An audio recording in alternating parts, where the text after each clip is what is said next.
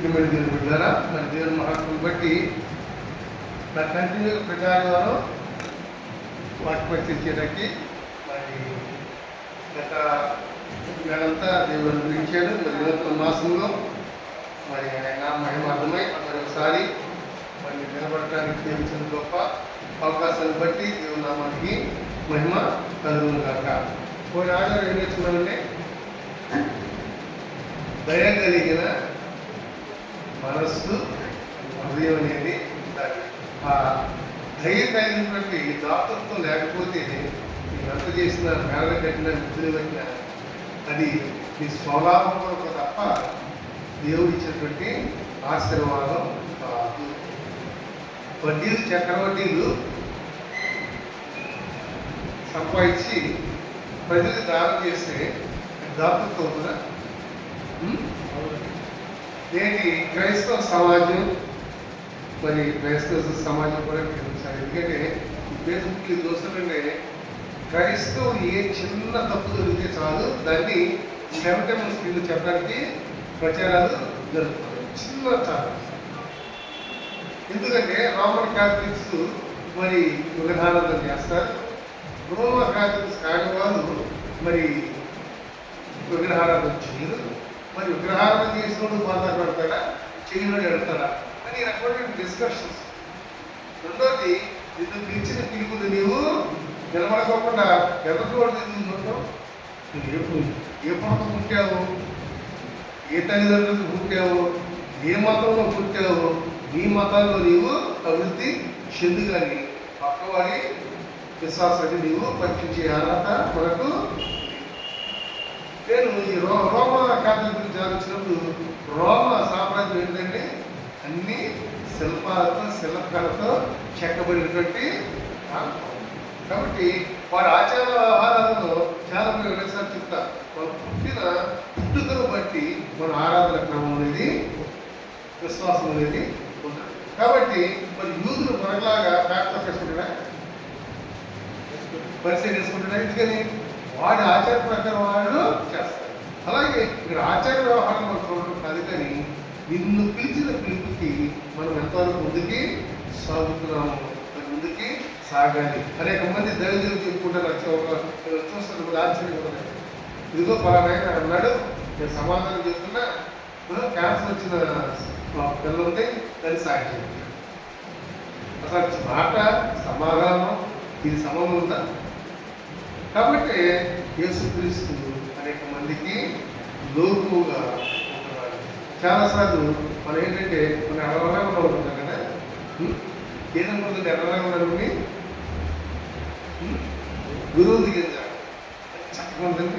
కానీ దానికి ఏమన్నా చిన్న అయితే క్రైస్తవులు అవచ్చు, క్రైస్తవులు అవచ్చు, నేను గొప్ప ఉన్నాడు, కానీ వాడి పచ్చల వాడు గుర్తించినటువంటి స్థితిలో ఉన్నాం. కాబట్టి ఈ దినాల్లో క్రియ లేనటువంటి విశ్వాసులు ఎక్కువగా మనకు పగబడుతున్నారు. క్రియలో కానీ మన పెద్ద భక్తులు విశ్వాసులు అనేక అద్భుత కార్యాలు చేసేవారు, కానీ కార్యాలేమి ఎక్కడ కనపడదు. నచ్చిన బాగా గుర్తు పొరపాటున టీంలో ఇప్పుడు వచ్చింది, కానీ కొన్ని సంవత్సరాల కింద అన్ని డైనామిక్ టీంలు కదా డాక్యుమెంట్. అందులో ఒక ధైర్యం ప్రాప్తం చేయగానే విశ్వాస సాక్ష్యాలు ఇవన్నీ ఈ వాక్యం చెప్పడం ఎంత అవసరం ఉంది. Please help, please continue, government bless you అంటే పంపించేవాడు కూడా అది తెలియదు. కానీ ఏముంది, కానీ ఇప్పుడు ఇలాంటి సమయాల్లో విశ్వాసంగా క్రైస్తవులుగా మనం ఏమన్నా పరిశీలించుకోవాల్సినటువంటి ఆవశ్యకత ఎంతైనా ఉంది. ఎందుకంటే యాకోబు ఏంటంటే ఫలింపని విశ్వాసము ఎందుకు పనికి రాదు. మనం ఫలించాలి, ఫలించకపోతే ఎందుకు పనికి రాదని మరి నిష్కరంగా చెబుతుంటే విశ్వాసం ఫలించాలా, ఇది చేయకపోతే విశ్వాసం ఉంటుందా అనేటువంటి మీమాంసంలో అందరూ ఉంటున్నారు. కానీ తపస్సు పౌలు గారు మరి చక్కగా 52-14-20 చక్కగా ఆయన చెప్పాడు. క్రియలు ముఖ్యము, అయితే రక్షణ కావాల్సినటువంటి అవసరం ఏంటంటే పరిశుద్ధ గ్రంథం ప్రకారం మనం గమనిస్తే విశ్వాసం మనము రక్షింప విశ్వసించడం ద్వారా రక్షణ వస్తుంది తప్ప క్రియ ద్వారా మనం రక్షించబడట్లా. ఇక్కడ అద్భుత కార్యాలు చేసినది బట్టి యేసు ప్రభు సొంత రక్షణ నువ్వు అంగీకరించడం కాదు, కానీ ఆయన రక్షణకు వచ్చావు కాబట్టి ఆ రక్షణ ద్వారా నువ్వు చేయగలిగినటువంటి వేడు క్రియలు నువ్వు ఇక్కడ పండితులు అవ్వచ్చు, పాపం వేయవచ్చు, కానీ విశ్వసించడం ద్వారా దేవుడు తన క్రియలను యథార్థం చదివావా అర్థం చేస్తావా నీ విశ్వాసాన్ని బట్టి నీవు ఫలాలను. కాబట్టి క్రైస్తవులు మనం ఏ రకంగా ముందుకి సాగుతున్నాం, విశ్వాసం ఉన్నప్పటికీ ఫలింపలేదు. నేను కాలం మనకు కావాల్సిన ఫలించడం ఏంటి చూసంటే, నేను కొన్నిసార్లు ఈ చేతులు మిగిలినప్పుడు కొంతమంది ప్రార్థన చేయమన్నాను. అన్నప్పుడు ఎలా ప్రార్థన చేస్తాను, అమ్మా నా పక్కింటికి తండ్రి దీన్ని నమ్మడం ద్వారా నేను ఇంకొక ఎక్కడ కలుపుకోద్దండి. అది ఫలించడం కాదు. అంటే నీకు దేవుడు అనుగ్రహిస్తున్నాడంటే ఇచ్చిన దానిలో నుంచి కొంత విశ్వాసం మూలంగా క్రియ అనేది చేయాలి. పనిలో కథ చెప్తుంది, మొలక చెప్పాను, మొలక చాలా బాగా కాసేది కదా. కాసినప్పుడు మా తల్లిగా ఏం చేసినట్టే కొడుకున్నా 2-3 కోసి ఇచ్చేసాను. ఎవరు పండించుకోలేదు కానీ తొందరైపోతుంది. అంటే నేను ఎందుకు చెప్తుంటే, ఫలించడం అంటే విస్తారమైన ఫలాన్ని మనం దాచిపెట్టి మొదలుపెట్టి పాడేస్తున్నాం కాదు, కానీ దేవుడు ఇచ్చిన ఆశీర్వాదాన్ని 10 మందికి మనము మన విశ్వాసం ద్వారా క్రియరూపంలో చూపెట్టాల్సినటువంటి ఆవశ్యకత ఎంతో ఉన్నది. అందుకని ఇక్కడ ఏమన్నారంటే గారు విశ్వాసంతో క్రియలు మరి విశ్వాసం ఉన్నప్పటికీ ఫలించినట్టు వారిని కాకి మనం వద్దు, వాదాలు మాత్రం వద్దు. మనం ఏమన్నామో దానిని బట్టి మనం దేవునామానికి మనం ఏ రకంగా తీసుకురాగలము దానిని మనము చేయాలి. దాన్ని టీ కొద్దికి నేను ఇక్కడ సెంటర్ కూతాను.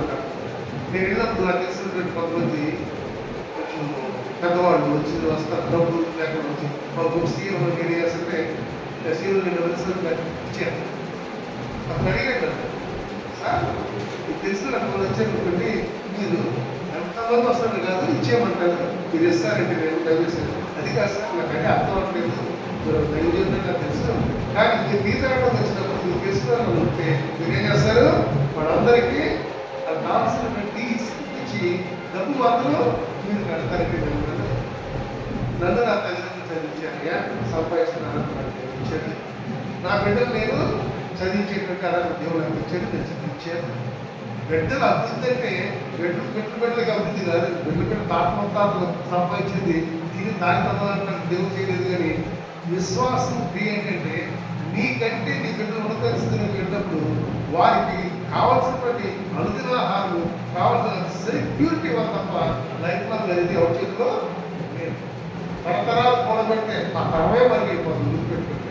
కాబట్టి విశ్వాసం లేని మనకి దేవుడు చెందాలో చెప్పాను, నాకు ఇబ్బంది లేదు, నేను సంపాదించిన ఇబ్బంది లేదు, నా బిడ్డ వారు కాకుండా నిలబడ్డారు, కానీ దేవుడు నాకు ఇచ్చిన దాన్ని నేను చేయగలిగినటువంటి మంచి